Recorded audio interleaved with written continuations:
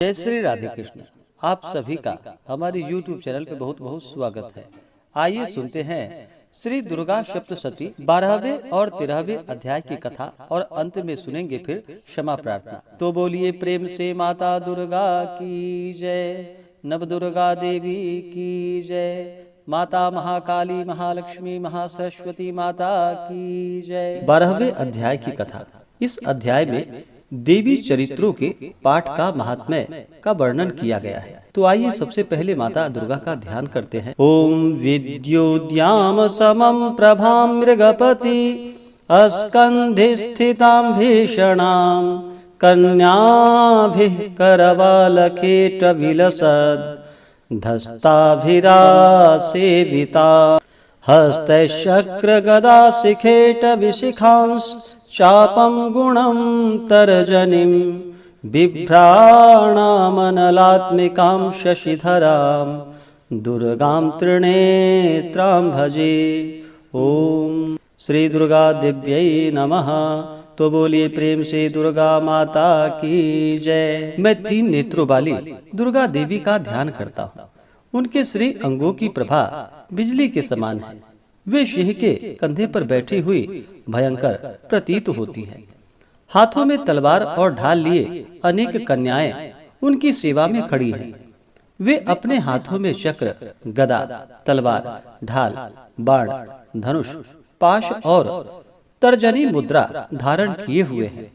उनका स्वरूप अग्निमय है तथा वे माथे पर चंद्रमा का मुकुट धारण करती हैं। देवी बोली, देवताओं, जो एकाग्र चित्त होकर प्रतिदिन इस स्तुतियों से मेरा स्तवन करेगा, उसकी सारी बाधा मैं निश्चय ही दूर कर दूंगी। जो मधुकैटभ का नाश, महिषासुर का वध तथा शुंभ निशुंभ के संहार के प्रसंग का पाठ करेगा तथा अष्टमी, चतुर्दशी और नवमी को भी जो एकाग्र चित्त हो भक्ति पूर्वक मेरा उत्तम महात्म्य का श्रवण करेगा, उन्हें कोई पाप नहीं छू सकेगा।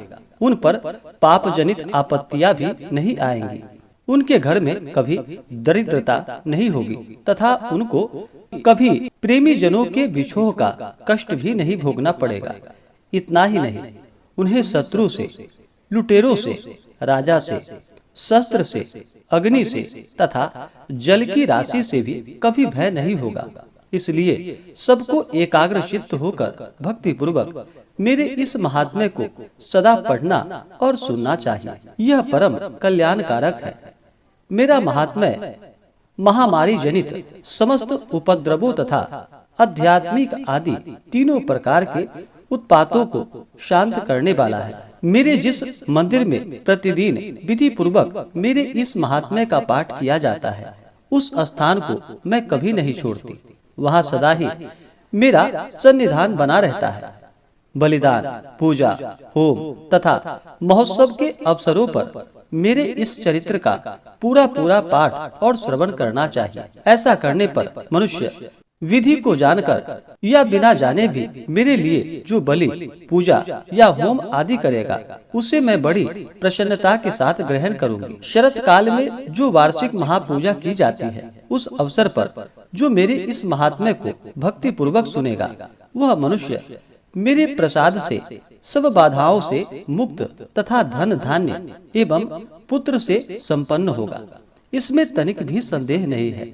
मेरे इस महात्म्य, मेरे प्रादुर्भाव की सुंदर कथाएं तथा युद्ध में किए हुए मेरे पराक्रम सुनने से मनुष्य निर्भय हो जाता है। मेरे महात्म्य का श्रवण करने वाले पुरुषों के शत्रु नष्ट हो जाते हैं। उन्हें कल्याण की प्राप्ति होती है तथा उनका कुल आनंदित रहता है। सर्वत्र शांति कर्म में बुरे स्वप्न दिखाई देने पर तथा ग्रह जनित भयंकर पीड़ा उपस्थित होने पर मेरा महात्म्य श्रवण करना चाहिए।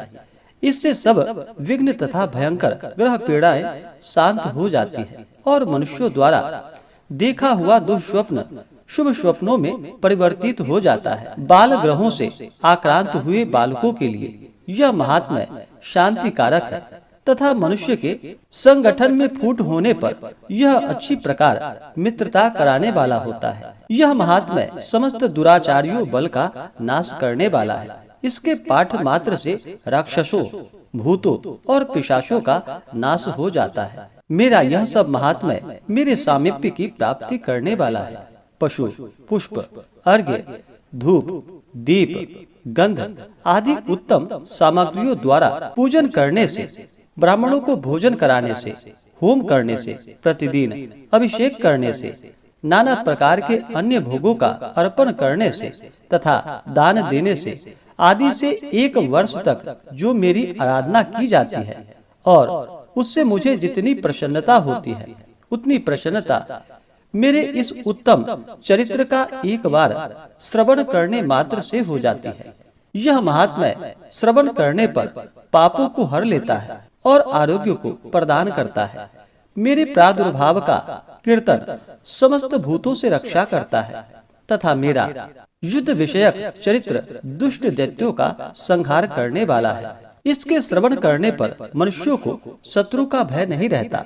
देवताओं, तुमने और ब्रह्मर्षियों ने जो मेरी स्तुति की है तथा ब्रह्मा जी ने जो स्तुतियाँ की है, वे सभी कल्याणमयी बुद्धि प्रदान करती है।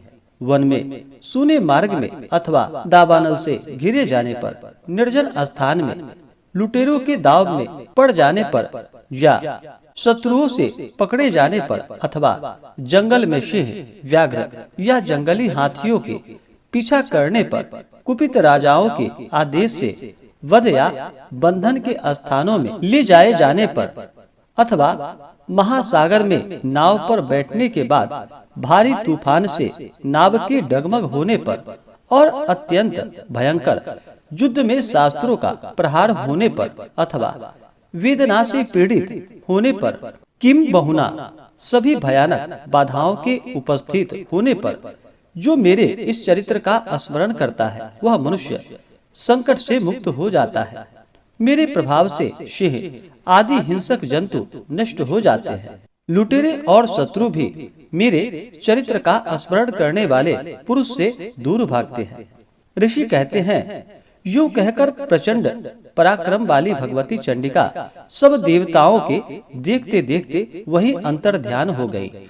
फिर समस्त देवता भी शत्रुओं के मारे जाने से निर्भय हो पहले की भांति यज्ञ भाग का उपभोग करते हुए अपने अपने अधिकार का पालन करने लगे। संसार का विध्वंस करने वाले महाभयंकर अतुल पराक्रमी देव शत्रु शुंभ तथा महाबली निशुंभ के युद्ध में देवी द्वारा मारे जाने पर शेष दैत्य पाताल लोक में चले आए। राजन, इस प्रकार भगवती अंबिका देवी नित्य होती हुई भी पुनः पुनः प्रकट होकर जगत की रक्षा करती हैं।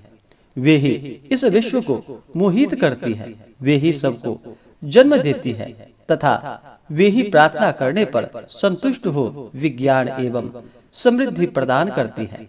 राजन, महाप्रलय के समय महामारी का स्वरूप धारण करने वाली वे महाकाली ही इस समस्त ब्रह्मांड में व्याप्त हैं। वे ही समय समय पर महामारी होती और वे ही समय समय अजन्मा होती हुई भी सृष्टि के रूप में प्रकट होती हैं। वे सनातनी देवी ही समय अनुसार संपूर्ण भूतों की रक्षा करती हैं। मनुष्यों के अभ्युदय के समय वे ही घर में लक्ष्मी के रूप में स्थित हो उन्नति प्रदान करती हैं और वे ही अभाव के समय दरिद्रता बनकर विनाश का कारण होती हैं। पुष्प, धूप और गंध आदि से पूजन करके उनकी स्तुति करने पर वे धन, पुत्र, धार्मिक बुद्धि तथा उत्तम गति प्रदान करती हैं। इस प्रकार श्री मार्कंडेय पुराण में सावर्णिक मनमंत्र की कथा के अंतर्गत देवी महात्म्य में फल स्तुति नामक 12वां अध्याय पूरा हुआ। तो बोलिए प्रेम से माता दुर्गा की जय। 13वें अध्याय की कथा।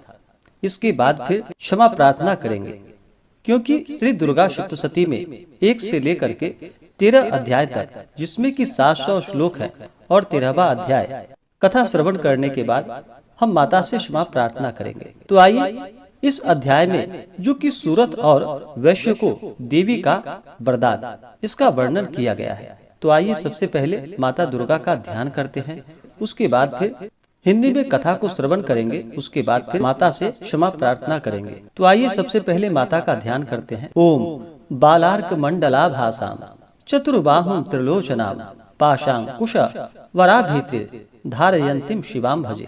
तो बोलिए प्रेम से दुर्गा माता की जय। जो उदय काल के सूर्य मंडल की से कांति धारण करने वाली है, जिनकी 4 भुजाएं और 3 नेत्र हैं, तथा जो अपने हाथों में पाश, अंकुश, वर एवं अभय की मुद्रा धारण किए रहती हैं, उन शिवा देवी का मैं ध्यान करता हूँ। ऋषि कहते हैं कि राजन, इस प्रकार मैंने तुमसे देवी के उत्तम महात्म्य का वर्णन किया, जो इस जगत को धारण करती हैं। उन देवी का ऐसा ही प्रभाव है, वे ही विद्या ज्ञान उत्पन्न करती हैं। भगवान विष्णु की माया स्वरूपा उन भगवती के द्वारा ही तुम ये वैश्य तथा अन्यान्य विवेकी जन मोहित होते हैं, मोहित हुए हैं तथा आगे भी मोहित होंगे। महाराज, तुम उन्हीं परमेश्वरी की शरण में जाओ। आराधना करने पर वे ही मनुष्यों को भोग, स्वर्ग तथा मोक्ष प्रदान करती हैं। मार्कंडेय जी कहते हैं, क्रोष्टुकी जी मेधा मुनि के ये वचन सुनकर राजा सूरथ ने उत्तम व्रत का पालन करने वाले उन महाभाग महर्षि को प्रणाम किया। वे अत्यंत ममता और राज्यापहरण से बहुत खिन्न हो चुके थे। महामुनि इसलिए विरक्त होकर वे राजा तथा वैश्य तत्काल तपस्या को चले गए और वे जगदम्बा के दर्शन के लिए नदी के तट पर रहकर तपस्या करने लगे। वे वैश्य उत्तम देवी सूक्त का जप करते हुए तपस्या में प्रवृत्त हुए। वे दोनों नदी के तट पर देवी की मिट्टी की मूर्ति बनाकर पुष्प, धूप और हवन आदि के द्वारा उनकी आराधना करने लगे। उन्होंने पहले तो आहार को धीरे धीरे कम किया, फिर बिल्कुल निराहार रहकर देवी में ही मन लगाए एकाग्रता पूर्वक उनका चिंतन आरंभ किया। वे दोनों अपने शरीर के रक्त से प्रोक्षित बलि देते हुए लगातार 3 वर्ष तक संयम पूर्वक आराधना करते रहे। इस पर प्रसन्न होकर जगत को धारण करने वाली चंडिका देवी प्रत्यक्ष दर्शन देकर कहा। देवी बोली, राजन तथा अपने कुल को आनंदित करने वाले वैश्य, तुम लोग जिस वस्तु की अभिलाषा रखते हो वह मुझसे मांगो, मैं संतुष्ट हूँ, अतः तुम्हें वह सब कुछ दूंगी। मार्कंडेय जी कहते हैं, जब राजा ने दूसरे जन्म में नष्ट न होने वाला राज्य मांगा तथा इस जन्म में भी शत्रुओं की सेना को बलपूर्वक नष्ट करके पुनः अपना राज्य प्राप्त कर लेने का वर मांगा। वैश्य का चित्त संसार की ओर से खिन्न एवं विरक्त हो चुका था और वे बड़े बुद्धिमान थे, अतः उस समय उन्होंने तो ममता और अहमता रूप आसक्ति का नाश करने वाला ज्ञान मांगा। देवी बोली, राजन तुम थोड़े ही दिनों में शत्रुओं को मारकर अपना राज्य प्राप्त कर लोगे। अब यहाँ तुम्हारा राज्य स्थिर रहेगा। फिर मृत्यु के पश्चात तुम भगवान विश्ववान सूर्य के अंश से जन्म लेकर इस पृथ्वी पर सावर्णिक मनु के नाम से विख्यात होोगे। वैश्वर्य, तुमने भी जिस वर को मुझसे प्राप्त करने की इच्छा की है उसे देती हूँ। तुम्हें मोक्ष के लिए ज्ञान प्राप्त करना होगा। मार्कंडेय जी कहते हैं, इस प्रकार उन दोनों को मनोवांछित वरदान देकर तथा उनके द्वारा भक्ति पूर्वक अपनी स्तुति सुनकर देवी अम्बा तत्काल अंतर्ध्यान हो गई। इस तरह देवी से वरदान पाकर क्षत्रियों में श्रेष्ठ सूरत सूर्य से जन्म ले सावर्णी नामक मनु होंगे। इस प्रकार श्री मार्कंडेय पुराण में सावर्णिक मनमंत्र की कथा के अंतर्गत देवी महात्म्य में सूरत और वैश्य को वरदान नामक 13वां अध्याय पूरा हुआ। तो बोलिए प्रेम से माता दुर्गा की जय। माता महाकाली, महालक्ष्मी, महासरस्वती माता की जय। माता चंडिका की जय। सर्वदेवी देवता की जय। अब आइए माता से दुर्गा पाठ 1 से लेकर 13 अध्याय तक पूरा हुआ। इसके बाद माता से अवश्य ही क्षमा प्रार्थना करनी चाहिए। कथा पढ़ने में या सुनने में कहीं भी कोई भूल चूक हुई हो तो माता से क्षमा याचना करनी चाहिए। तो आइए सबसे पहले क्षमा याचना संस्कृत भाषा में श्रवण करते हैं, क्योंकि संस्कृत जो कि देव भाषा माना गया है। एक बार संस्कृत में क्षमा याचना करेंगे, उसके बाद फिर इसका हिंदी में श्रवण करेंगे। ओम श्री दुर्गा दिव्यै नमः। क्षमा प्रार्थना। अपराध सहस्राणि क्रियन्ते अहर्निशं मया दासो अयमिति मां मत्वा क्षमस्व परमेश्वरी।